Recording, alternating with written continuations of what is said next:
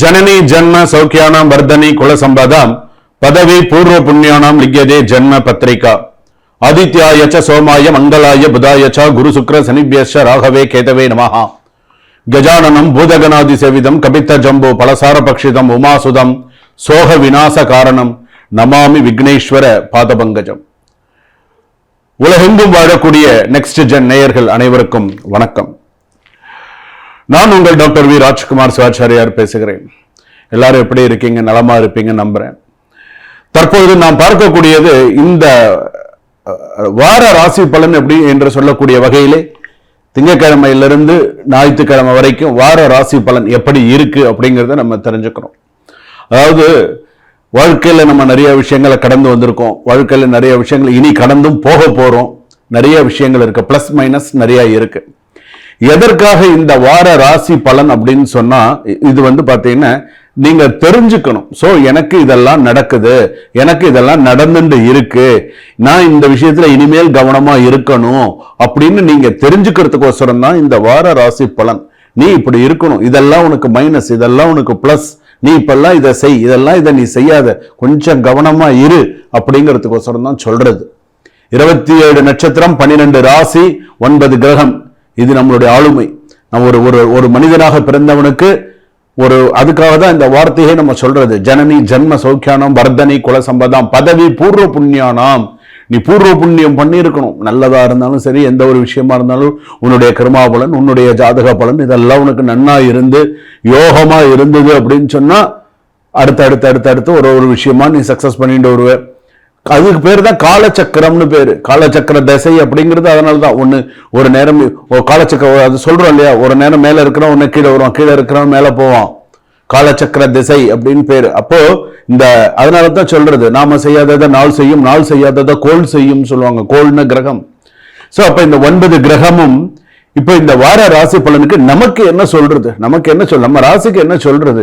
இப்போ முதல் விஷயம் எடுத்தோம்னா அஸ்வினி நட்சத்திரம், பரணி நட்சத்திரம், கிருத்திகை நட்சத்திரம் 1ஆம் பாதம் வரையில மேஷ ராசிக்கு எப்படி இருக்கு அப்படிங்கறத நம்ம தெரிஞ்சுக்க போறோம்.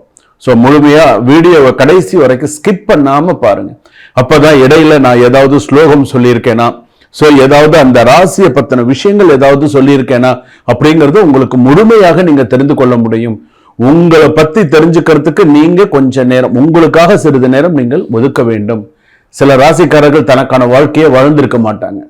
அதனால தான் இதை முக்கியமான ஹைலைட் பண்ணி சொல்றேன்.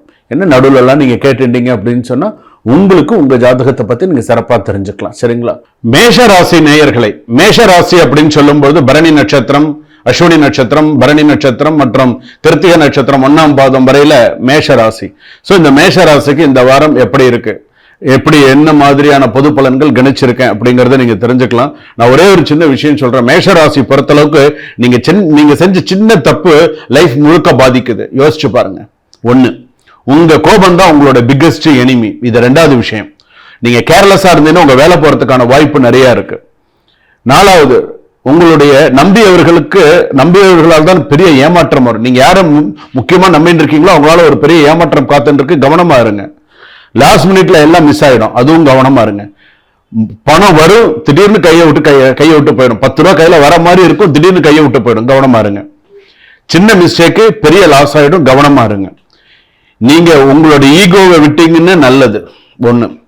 அதே போல ராங் டிசிஷன் எடுத்தா ரிவர்ஸ் ஆக முடியறது ரொம்ப கஷ்டம். ராங் டிசிஷன் எடுக்காதீங்க. இந்த வாரம் நீங்க சைலண்டா இல்லைன்னா நிறைய ப்ராப்ளம் வரும். இந்த வாரம் கொஞ்சம் பொறுமையா நீங்க எவ்வளவு போறீங்களோ அவ்வளவுக்குள்ள உங்களுக்கு நல்லது.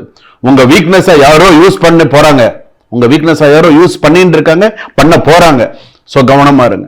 டைமிங் தவறினால் வாய்ப்பு போயிடும். உங்க டைமிங் ரொம்ப முக்கியம். அது போயிடுது அப்படின்னு சொன்னா வாய்ப்பு. இந்த வாரம் ரொம்ப ரொம்ப ரிஸ்கான ஜோன்ல தான் நீங்க இருக்கீங்கன்னு அர்த்தம்.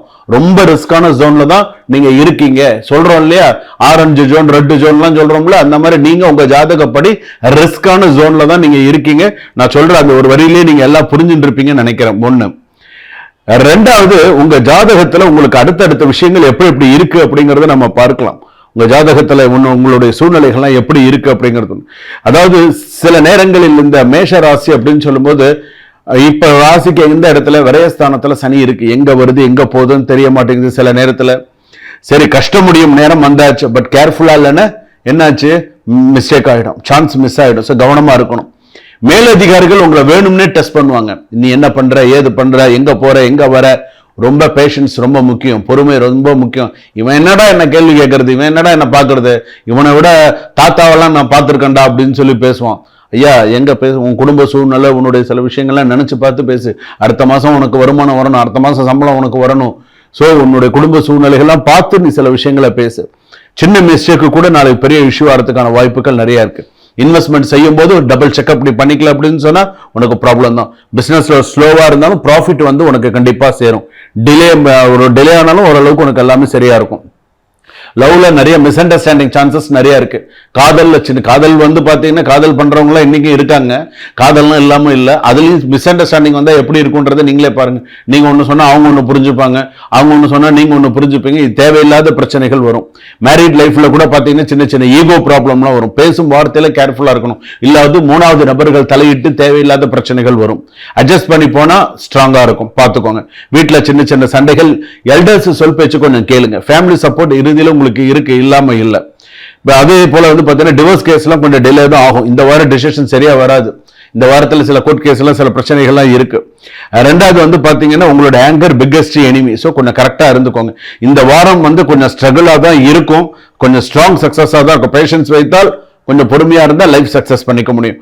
ஃபைனலா நான் சொல்லக்கூடிய ஒரே ஒரு விஷயம், மேஷம் கோபம் கண்ட்ரோல் பண்ணினா கிங்கு, இல்லைன்னா லாஸ். நீங்க கிங்கா இருக்கணுமா லாஸா இருக்கணுமா, முடிவு உங்க கையில இருக்கு.